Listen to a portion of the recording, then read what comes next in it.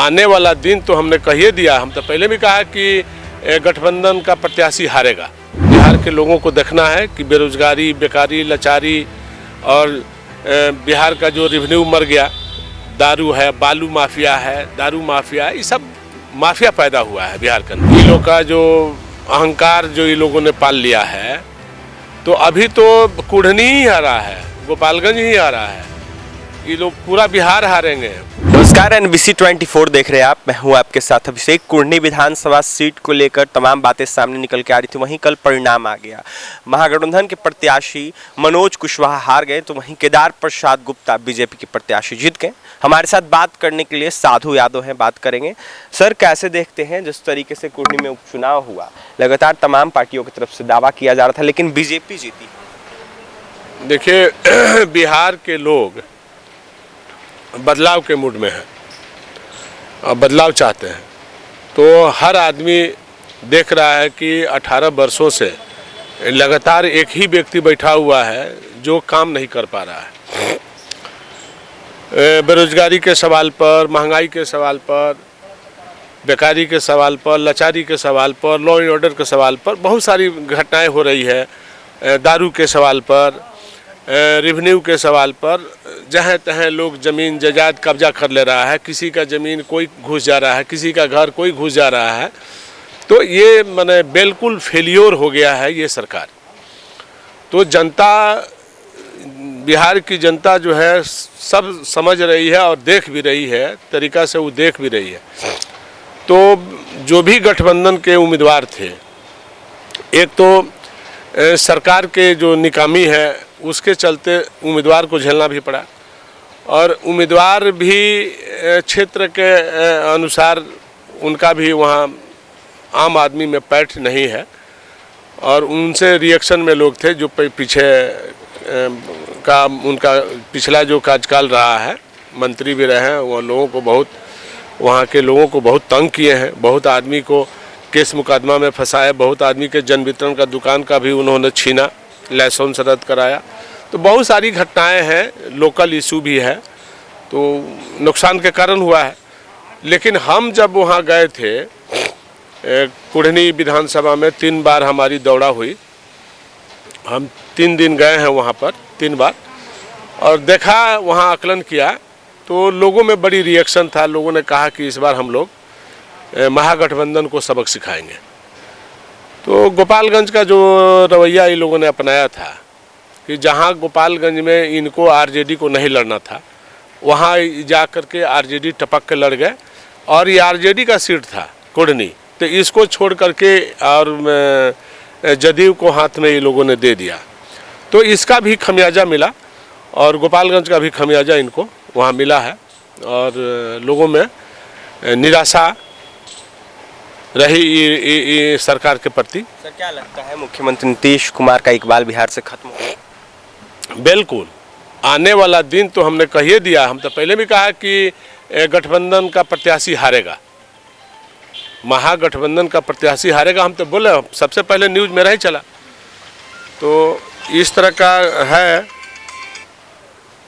तो देखना है लोगों को, बिहार के लोगों को देखना है कि बेरोजगारी, बेकारी, लाचारी और बिहार का जो रेवेन्यू मर गया, दारू है, बालू माफिया है, दारू माफिया, ये सब माफिया पैदा हुआ है बिहार के अंदर। एक सवाल और रहेगा आपसे। तेजस्वी यादव कुढ़नी पहुंचे थे, पिता को लेकर तमाम बातें कह रहे थे, वहीं इमोशनल कार्ड भी खेला था, लेकिन फिर भी हार गए। तो कहाँ तक सही है ये चुनावी मुद्दा बनाकर पिता के? हम पहले ही बोल दिया था कि ये लोग का जो अहंकार जो ये लोगों ने पाल लिया है, तो अभी तो कुढ़नी ही आ रहा है, गोपालगंज ही आ रहा है, ये लोग पूरा बिहार हारेंगे 25 के चुनाव में। अगर ये लोग अहंकार को ख़त्म नहीं करते हैं ना, तो पूरा बिहार हारेंगे। और बिहार में बदलाव के मूड में जनता है कि 18 वर्ष के जो सरकार चल रही है, 18, ये तो 18 के बाद तो फिर इस सरकार को हो जाएगा, क्या बोलते हैं, 20 साल इनकी हो जाएगी, तो 35 साल की शासन हो जाएगी। तो 35 वर्षों का शासन जो है लोग देख रहा है एक ही तरह का, तो इसलिए बदलाव तो होना है। आपका एक इंटरव्यू आया था कुढ़नी का, जब चुनाव हो रहा था, उसमें आपने कहा था कि राजद को मैंने ही जन्म दिया है या फिर राजद को मैंने ही सींचा है। हाँ, ये बात सही है कि जिस समय राजद को गठन किया गया था 97 में, उस समय राजद को बनाने वाला, पार्टी को गठन करने वाला हम ही लोग हैं, दूसरा कोई नहीं था। 4 एमपी थे, 4 एमपी में 3 एमपी दस्तखत कर दिए थे, 1 एमपी दस्तखत नहीं किए थे, उनका नाम था तस्लीमुद्दीन चाचा। तो हमने जा कर के 12 बजे रात को उनसे दस्तखत करवा के लाया और पार्टी के गठन हुई बिहान भैला। तो यहाँ से बिहार से भी हम भर के जहाज़ में ले गए थे सारे लोगों को। कमल पासवान उस समय अध्यक्ष हुआ करते थे पार्टी का, जनता दल का। तो हमने ले गया यहाँ से, पटना एयरपोर्ट से सबको लेकर के गया बिहार से। वहाँ जाके पार्टी का गठन राष्ट्रीय जनता दल के रूप में गठन हुआ, जिसका नाम रामकृष्ण हेगड़े ने उसी जनता दल में नाम आगे जोड़ दिया राष्ट्रीय। तो राष्ट्रीय जनता दल बना। और पहले से जो लोगों ने पार्टी जनता दल को कब्जा कर लिया था शरद जी ने, उसके बाद से नीतीश जी और अब्दुल गफूर चाचा और जज फर्नांडिस वगैरह ये लोग भाग करके समता पार्टी बना लिया था। देवगौड़ा उधर एस बना लिए थे कर्नाटका में, और बीजू जनता दल बन गया था उड़ीसा में। तो तरह तरह के कई जगह, और चौटाला जी उधर अपना बना लिए थे हरियाणा में, देवीलाल जी के लड़का। और उत्तर प्रदेश में आदरणीय मुलायम सिंह यादव ने भी समाजवादी पार्टी के नाम से उन्होंने बना लिया था।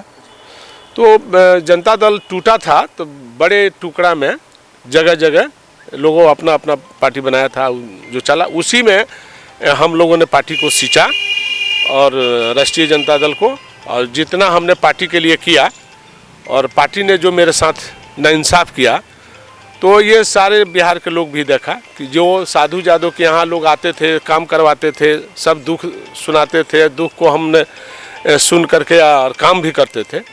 तो पार्टी के लेवल पर हमने काम किया और पार्टी को मजबूत बनाया, पार्टी को पूरे बिहार में सींचा। जुआ लेवल पर, छात्र लेवल पर, मेन लेवल पर सबने हमने काम किया और नए लोगों को हमने पार्टी में योगदान दिलाया और पूरे बिहार लेवल पर, और सबका हमने सुना और दुख को जितना हमको कम करना था हमने लोगों का दुख को कम किया। और उसी का नतीजा हुआ कि राष्ट्रीय जनता दल आज फल फूल रहा है, और जिसका नतीजा है कि लोग अपना उसमें दम भर रहे हैं। तो योगदान तो मेरा है। एक और सवाल रहेगा सर, लगातार बिहार सरकार यह दावा कर रही है कि हम विकास कर रहे हैं, हम रोजगार दे रहे हैं, न्यूज़पेपर पे लगातार विज्ञापन जो है छपवाया जा रहा है, लेकिन कुढ़नी की जनता ने आखिरकार क्यों महागठबंधन की सरकार? हमने यही बात बोला ना कि नीतीश कुमार से बिहार की जनता ऊब चुकी है।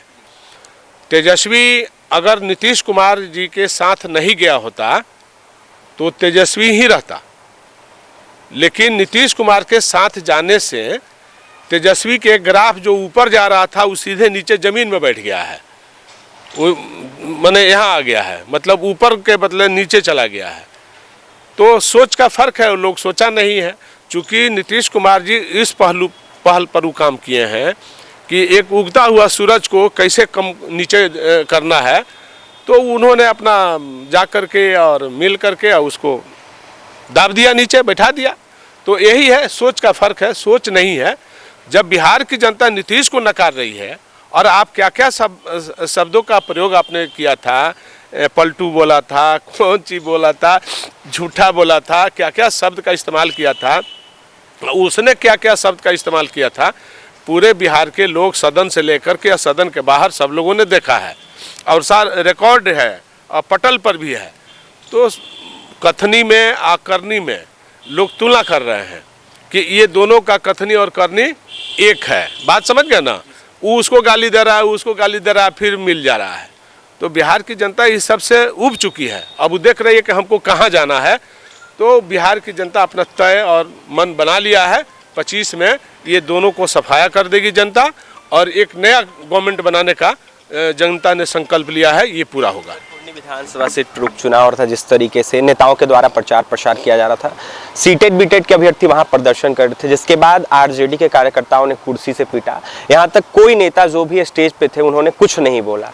तो इसको कैसे देखते हैं? मतलब आपसी कला है, पार्टी के अंदर, और वहाँ नीतीश कुमार के सामने आज सब लोग कुर्सी फेंका फेंकोवल सब हुआ। इसका मतलब है कि शासन व्यवस्था कमज़ोर है और प्रशासनिक महकमा में भी फेल हो चुका है।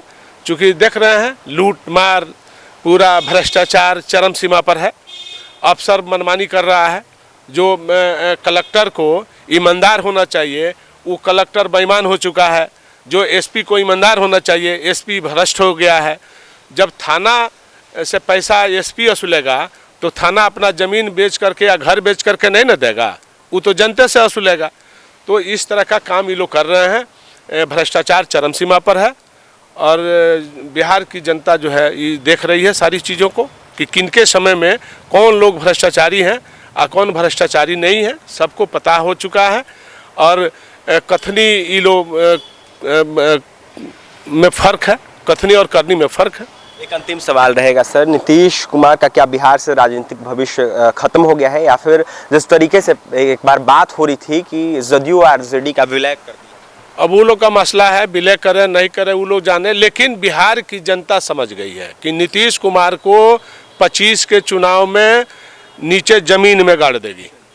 नीतीश कुमार को 2025 के चुनाव में बिहार की जनता जमीन में गाड़ देगी। नीतीश कुमार का भविष्य बिहार से खत्म हो गया है। तो वहीं लगातार तमाम बातें सामने निकल के आ रही है। कुर्नी सीट पर हार को लेकर आज हमने बात किया है साधु यादव से, उनका क्या कुछ कहना था आपने सुना है। तो वहीं जिस तरीके से राजद जब बना था तब साधु यादव ने जो है कंधे से कंधा मिलाकर पार्टी को आगे बढ़ाया, तो वहीं पार्टी को जो है सींचने का काम किया। वहीं साधु यादव क्या कुछ कहते वो आपने सुना है। जिस तरीके से कुर्नी विधानसभा सीट पर उपचुनाव होना था, शुरू में ही साधु यादव यह साफ कह दिया था कि महागठबंधन की हार हो गई। तो वहीं देखा जाए तो महागठबंधन की हार हो गई और बीजेपी की जीत हो गई। केदार प्रसाद गुप्ता कुर्नी विधानसभा सीट पर जीत गए। 3664 लमसम वोट से वो जीते। तो फिलहाल क्या कुछ कहते साधु यादव आपने सुना है। तो फिलहाल इस खबर में इतना ही, और भी तमाम खबरों के लिए NBC 24 के साथ बने रहे। पटना से सहयोगी अजय के साथ अभिषेक की रिपोर्ट।